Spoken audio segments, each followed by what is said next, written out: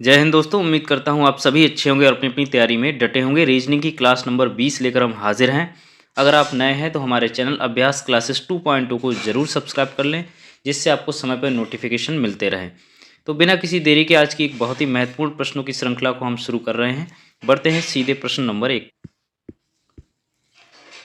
पासे से रिलेटेड प्रश्न है। एक पासे की फलक पर संख्याएं 2, 4, 6, 8 और 10 और 12 अंकित हैं। एक ही पासे की दो स्थितियां दी गई हैं, कौन सा फलक 4 के विपरीत है? तो सबसे पहले एक बार हम पासे में ये देखते हैं कि दोनों पासों में कौन कौन से नंबर लिखे हुए हैं। 2, 10, 12। इसमें है 2, 8 और 6। अब इसमें क्या करना है, दोनों में कॉमन नंबर कौन सा है? 2। यहाँ भी 2 है और यहाँ भी 2 है। अब यहाँ से हमें क्या करना होता है, क्लॉक वाइज यानी घड़ी जिस तरफ चलती है, घड़ी की सुई उधर से इसको लिखना शुरू करते हैं। जैसे 2 के बाद 12, 12 के बाद 10, ऐसे ही 2 के बाद 6, 6 के बाद 8। तो हम एक बार नोट करेंगे, 2, 12, 10 इस वाले पासे के लिए, पहले पासे के लिए, और दूसरे पासे के लिए क्या हो रहा है, 2, 6 और 8। यहाँ से हमें क्या मिल जाता है, यहाँ पे मिल गया हमें रिजल्ट निकला कि 12 और 6 आपस में रिलेटेड है, यानी विपरीत फलक हैं। 10 और 8 आपस में विपरीत है, अपोजिट हैं। इसका मतलब बचा कौन सा, 2। तो इसमें पूछा था 4 के विपरीत, तो 4 के विपरीत क्या हो गया आपका, 2 ही तो हो गया। इसलिए ऑप्शन नंबर इसका सही हो गया 3, 2। क्वेश्चन नंबर 2 है, निम्न दी गई आकृति में चतुर्भुजों की कुल संख्या ज्ञात कीजिए। ठीक है, इस तरह के प्रश्न में क्या है, सबसे पहले इनके नंबर्स एक बार डाल लेते हैं। 1, 2, 3, 4, 5, 6, 7। ऐसे प्रश्न को करने की सिंपल सी तरीका है कि इन पे नंबर डालो और एक ऐड कर लो, यानी 7 + 1 क्या हो जाता है, 8। जो इस तरह की जितनी फिगर आएंगी, जो भी फिगर ऐसी बनेगी उसमें कितने होंगे, 8 होंगे। और ये कैसे 8 होंगे, देखो आप लोग अगर देखोगे ध्यान से तो एक तो पहले यही बन गया, ऐसे ही अगर ये और ये इस तरह से ले लोगे तो एक बन जाएगा, ऐसे ये और ये ऐसे करके ले लोगे, इस तरह से आपके टोटल 8 बनेंगे। तो ऑप्शन नंबर 4 सही है इसका, 8। प्रश्न नंबर 3 है, उस घन का चयन करें जो दी गई सीट को रेखाओं के अनुदिश मोड़कर बनाया जा सकता है। यहाँ पे एक सीट दे रखी है जिसपे 1 से लेकर 6 तक के नंबर्स हैं। उन्हीं सीट से आपको एक घन बनाना है, एक पासा बनाना है। तो कौन सा किस फलक पे आएगा ये आपको देखना है। यहाँ पे सिंपल सा रूल ये है कि एकांतर क्रम वाला फार्मूला है, जो अपोजिट सबसे पहले हम निकालते हैं कि विपरीत फलक कौन से आने वाले हैं, उसी हिसाब से हम आंसर देखते हैं। तो विपरीत फलक निकालने के लिए क्या करना है, यहाँ पे देखिए 2 है तो 2 एक छोड़ के अगला 2 और 3 आपस में कैसे आएंगे, विपरीत आएंगे। ठीक है, ऐसे ही अब बढ़ेंगे जब 4 पे, तो 4 और 6 आपस में आएंगे विपरीत फलक पे। अब जो बचा क्या बचा आपका 1 और 5, तो 1 और 5 आपस में विपरीत फलक पे आएंगे। इसका सिंपल सा रूल ये हो गया, विपरीत फलक वाले जो होंगे वो आपको दिखाई नहीं देंगे सामने से, सामने पे वो दिखेंगे जो आपस में एक दूसरे के विपरीत फलक पे नहीं होंगे। अब देखिए जैसे पहला है 2, 4 और 5। अब आपको पता है 2, 4 और 5, क्या इनमें से 2 4 के अपोजिट है, नहीं है। 2 का अपोजिट कौन है, 3। 4 का अपोजिट कौन है, 6। 5 का अपोजिट कौन है, 1।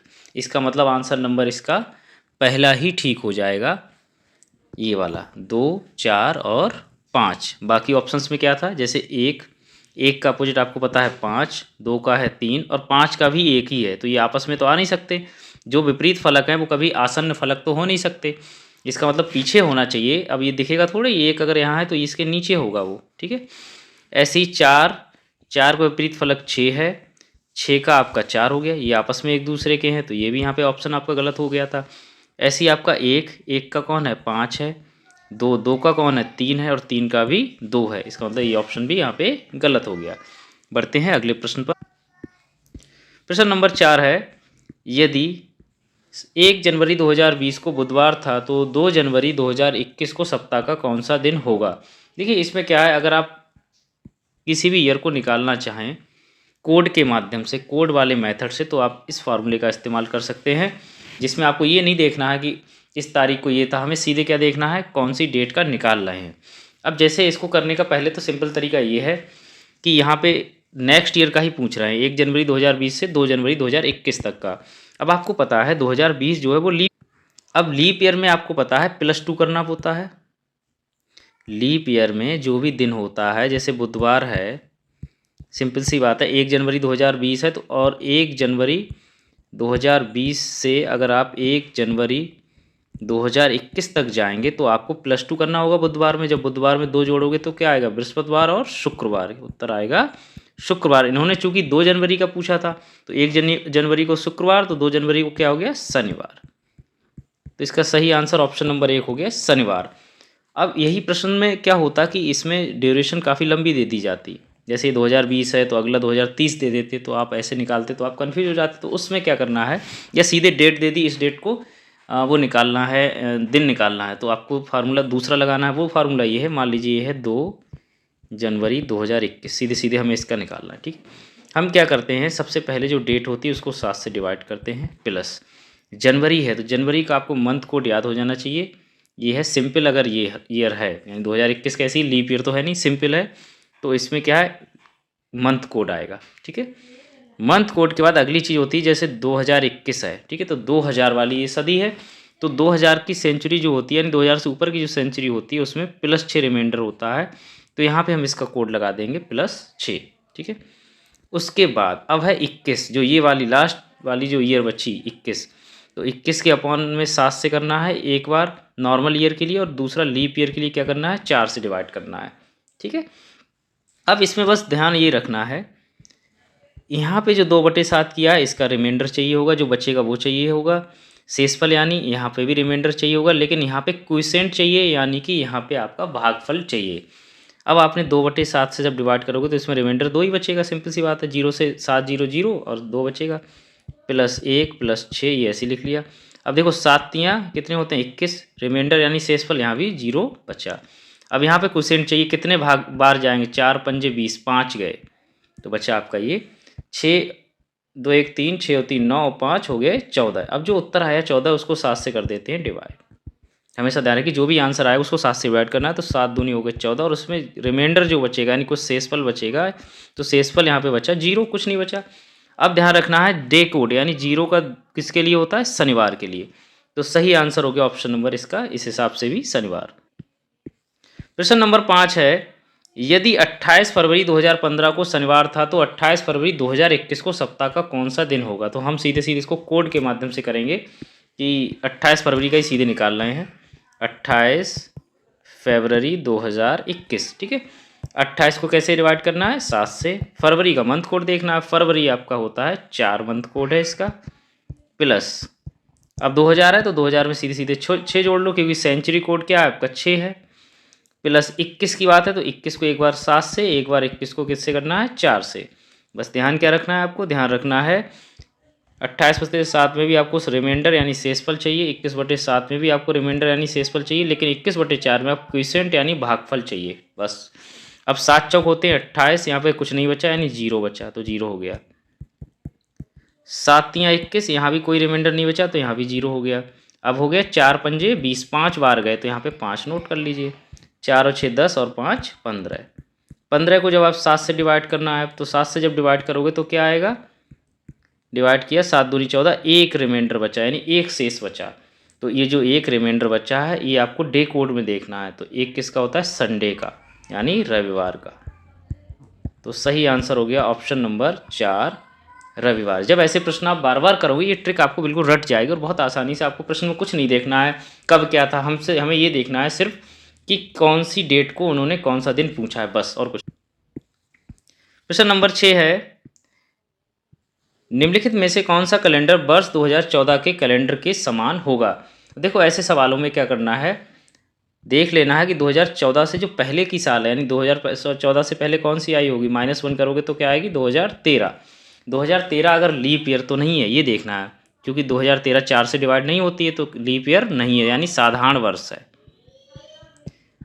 अगर साधारण वर्ष आता है तो हमें क्या करना होता है, 11 जोड़ने होते हैं। कितने जोड़ने होते हैं, 11। तो 2014 में जब 11 जोड़ोगे तो कितना आ जाएगा, 2025। ठीक है, और अगर ये लीप ईयर हो जाता, मान लीजिए 2013 का पूछते तो एक माइनस करते हो 2012 आ जाता, अब 12 4 से डिवाइड हो जाएगा, सिंपल सी बात है, तो ये लीप ईयर है यानी, तो लीप ईयर में क्या करना पड़ता है, हमें 6 जोड़ने पड़ते हैं यानी 2012 + 6 2018 आता आंसर।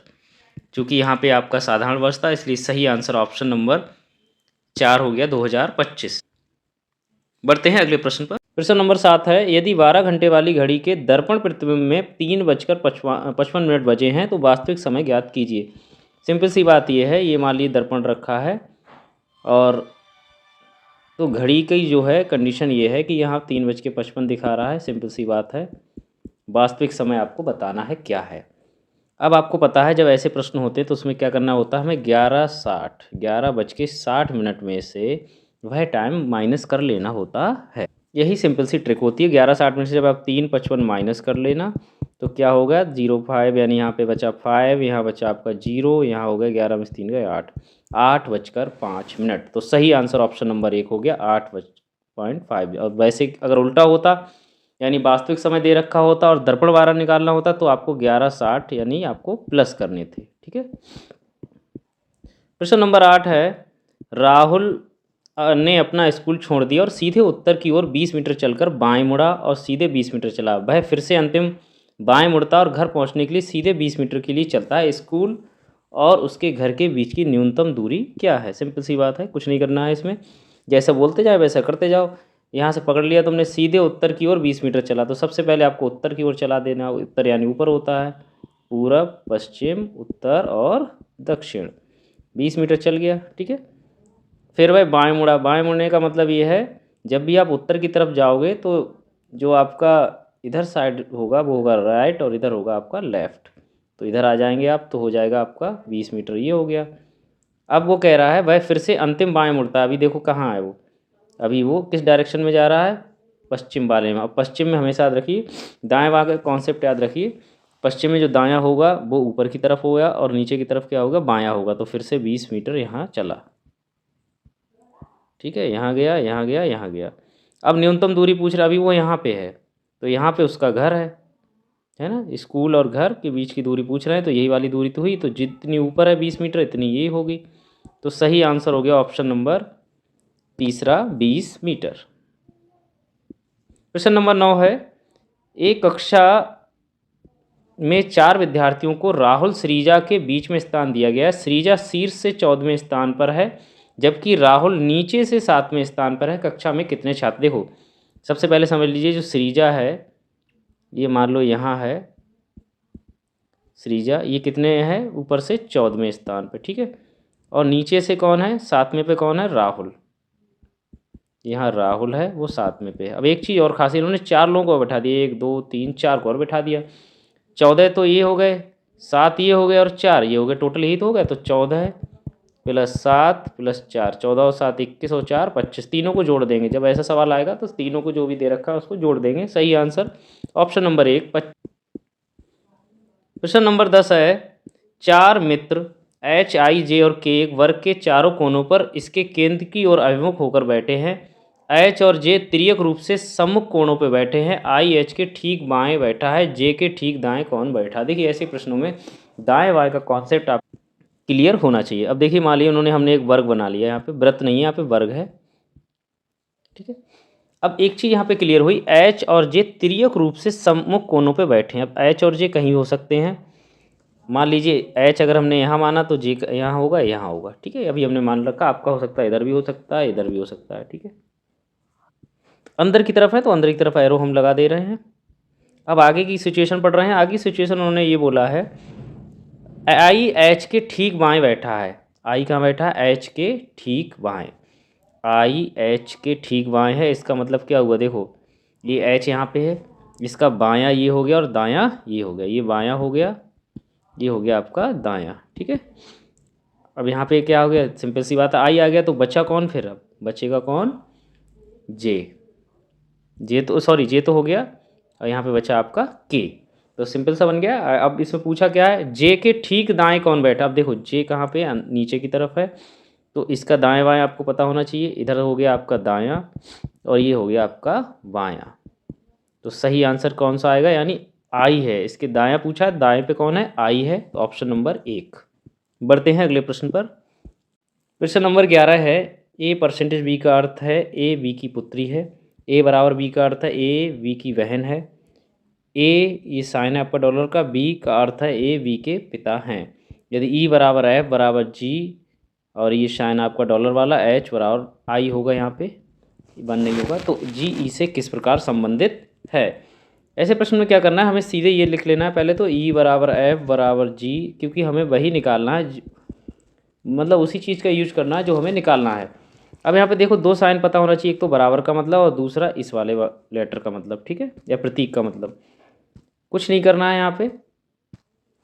बराबर का अर्थ होता है ए बी की बहन है, यानी भाई बहन का रिलेशन होता है, और जो पहले लेटर होता है वो बहन का होता है। यानी ई बराबर अगर एफ लिखा है, इसका मतलब क्या हुआ, ई और एफ आपस में कैसे भाई बहन है, लेकिन ये बहन है, ठीक है।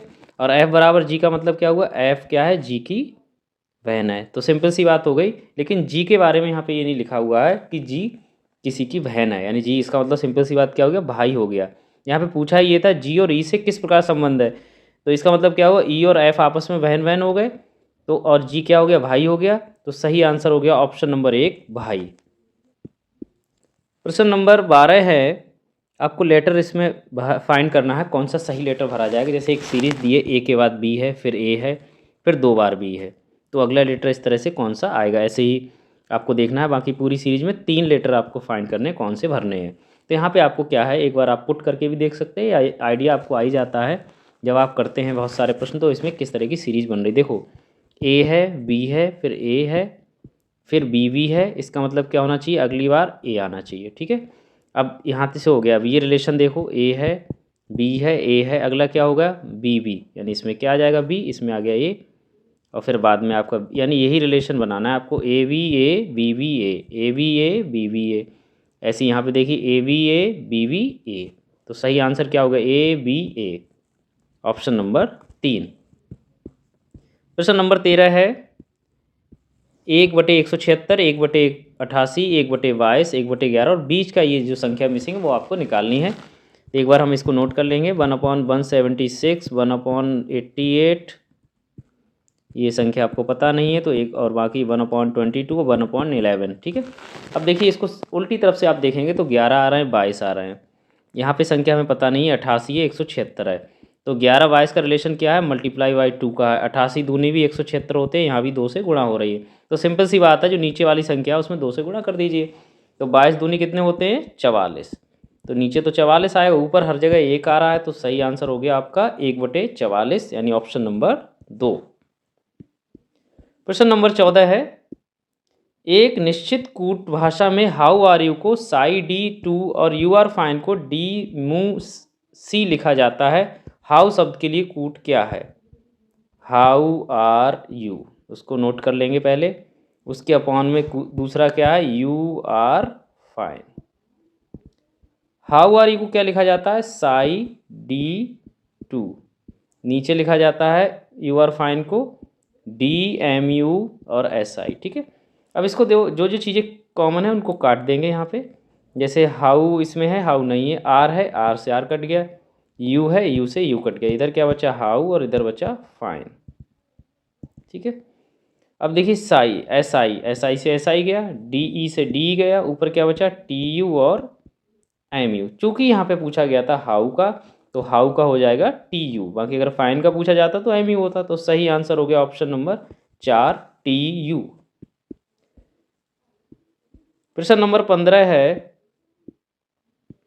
उस सेट का चयन कीजिए जिसमें संख्याएं इस प्रकार संबंधित है जैसे निम्नलिखित सेट की संख्याएं हैं। यानी 12, 15 और 200 है एक तरफ, दूसरा है 10, 12 और 140। इसी तरह का इनमें क्या है वो आपको देख। अब देखिए क्या है यहाँ पे, 12 और 15 की एक बार हम लोग मल्टीप्लाई करके देख ले रहे हैं। 15 और जब 12 की करोगे तो 12 पंजे 60, 12 एकम 12, 6 18, यानी 180 आया, और आना कितना चाहिए था, 200। तो इसका मतलब +20 यहाँ पे हो रहा है, ऐसा मुझे लग रहा है। अब देखते हैं अगले वाले में इसको सॉल्व करके। 12 ढाई होते हैं 120, दोनों की मल्टीप्लाई करी, +20 कर दिया तो 140। तो सिंपल सा फार्मूला यहाँ पे क्या बन गया आपका, यानी कि आपका बन गया n1 गुणा n2 और +20 बराबर n3। क्या मतलब समझे, पहली संख्या n1, दूसरी संख्या n2, तीसरी संख्या n3। अब इसमें देखते हैं इनमें क्या रिलेशन। अब 9 और 5 की गुणा करी, 9 पंजे 40 ही आ गए, तो उसमें 20 नहीं जुड़े, इसका मतलब ये वाला ऑप्शन हो गया गलत। दूसरा है 6 और 9 की गुणा करो, 6 नेम 54, 54 और 74 में क्या रिलेशन है, यानी +20 हो रहे हैं, इसका मतलब ऑप्शन नंबर 2 सही है। यानी 6 नेम होते हैं 54, 54 में 20 जोड़ो तो आ जाते हैं 74। तो सही आंसर ऑप्शन नंबर 2। आज के लिए बस इतना ही। बाकी किसी भी तरह के सुझाव के लिए या किसी भी तरह की आपको और आवश्यकता है रीजनिंग के विशेष किसी टॉपिक्स से रिलेटेड कोई भी आपको नॉलेज चाहिए हो तो आप हमें कमेंट जरूर करें। बहुत बहुत धन्यवाद।